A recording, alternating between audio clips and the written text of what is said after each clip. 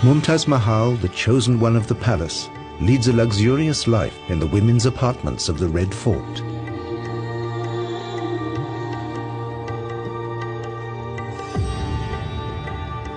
Poets admire her grace and charm. Even the moon, they say, hides from her beauty in shame. The First Lady of the Empire is fabulously wealthy. She has huge resources. She was the highest recipient of money in the entire harem, being the chief queen or the most beloved queen of the emperor, because payments in the harem were graded. We have very interesting accounts of graded payments from a very huge amount to a very small amount. And on top of this, there were gifts, very, very exquisite, expensive gifts on various occasions. The riches of the Mughal dynasty are legendary. Both men and women wear jewelry. For the men, it's a sign of nobility. And they give precious jewels to their favorites in the harem.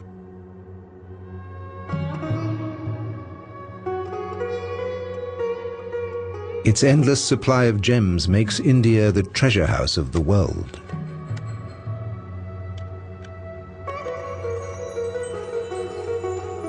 In the Mughal Empire, the Indian art of jewelry reaches its peak. Precious stones decorate statues, furniture, weapons, and fabrics. Even today, works by Mughal craftsmen command the highest prices.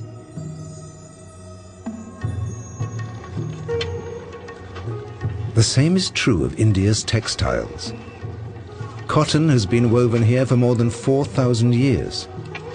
This is still a vital industry in India.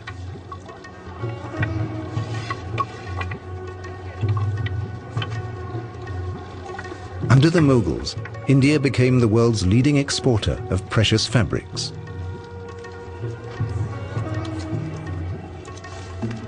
The rulers, the great Mughal and his family, cashed in on the trade.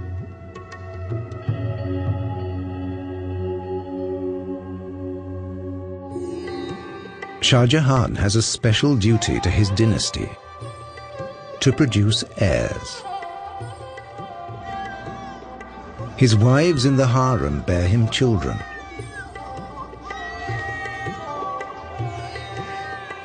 But as the chronicles tell us, once they've done their duty, these women are his wives in name only.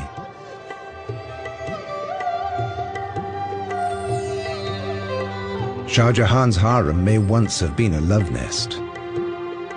Soon it comes to resemble a nursery. The harem is not an entirely informal space. It's a space with a certain protocol. It is a space with a certain hierarchy. It is a space with a whole set of rules and regulations. With the empire at peace, there's plenty of leisure time to fill. The Mughals' enjoyment of alcohol and opium is legendary.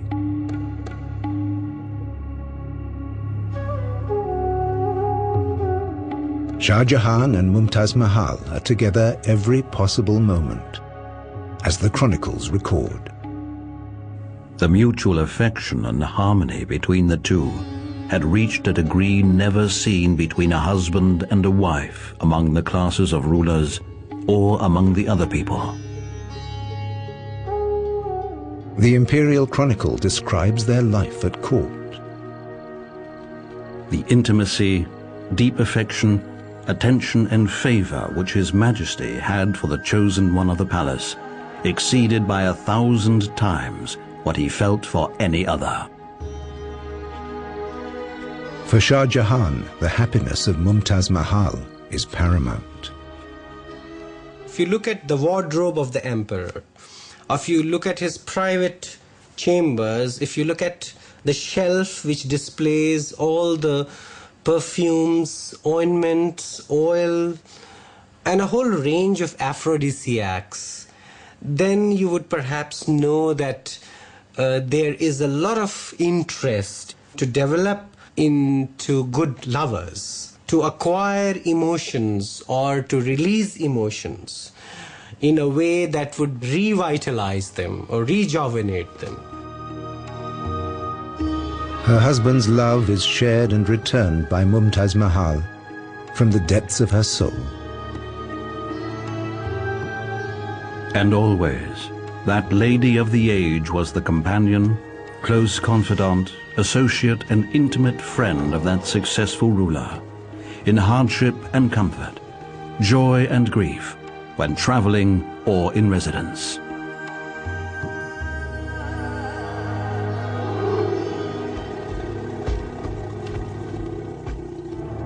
Fortune smiles on the king of the world, but not for long.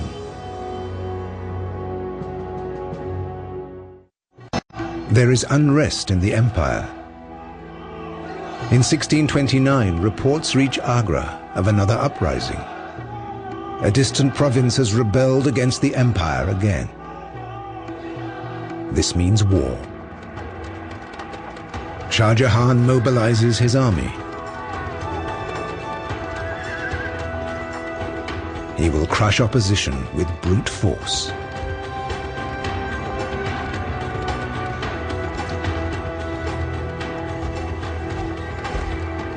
Day after day, week after week, the Mughal army blazes a trail across the Indian plains. Nearly 2 years of forced marches follow for Shah Jahan's soldiers. But nothing will tear Mumtaz Mahal from her husband's side.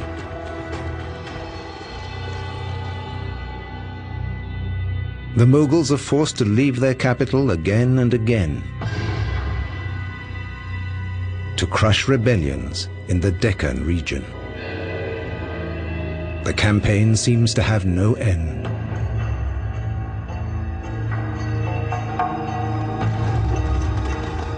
The great Mughal still puts his faith in his cannons, the latest superweapons imported from the Turkish Empire.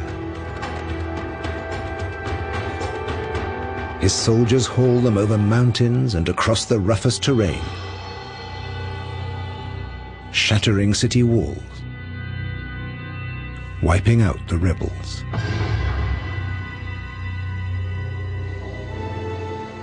But his string of victories is interrupted by tragedy. In the midst of the campaign, Mumtaz Mahal falls pregnant with the emperor's child. But there are complications at the birth. For once the king is powerless. As his bride weakens, the great Mughal can do nothing but pray. The court chronicle recorded the sad events.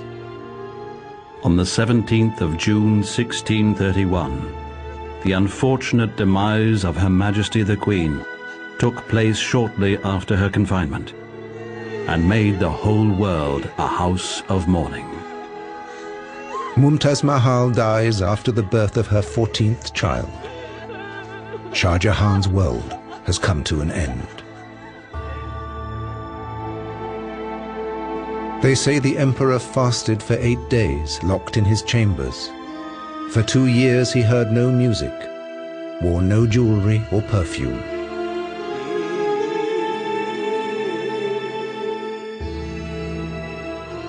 His hair and beard had turned grey.